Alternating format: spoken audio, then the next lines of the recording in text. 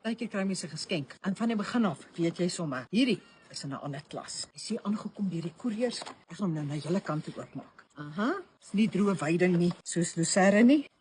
Dis soos hulle lê. Die reuk is onbetaamlik lekker. Nog 'n paar wydingkies vir die hoenders. Kiep, kiep, kiep, kiep. Kyk hier. Het jy in jou dagtes lewens so iets gesien? Kom ons by nommer 2. Kiep, kiep, hoendertjies, kiep. Kyk net hier. Julle elegant is 'n understatement. En nommer 3 ding. Kyk net dan.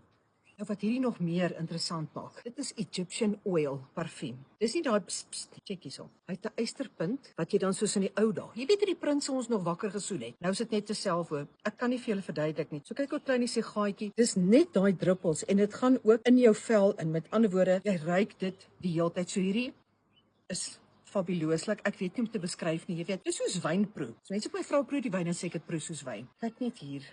Julle weer daai ding. Ek kan dit nie beskryf nie. En dan hierdie een Maria. Ja, koker, daggaroker, swai, moker. Dit is so verskillend. Dit is so uniek. Taputi. So jy gaan op Taputi se webtuiste. Dan gaan kyk jy, hulle het gereeld sulke bekendstellings daar en daarop bestel jy dit dan. Hulle het nou Black Friday specials. 40% afslag. As ek nou so maak, ruik ek 3 seisoene op een hand. Taputi, you blew me away. Julle, hierdie is, as jy vir iemand parfuum wil koop hierdie Egyptian oil Taputi. Dis net in 'n ander klas. Dis vader was nog nooit so goed vir my.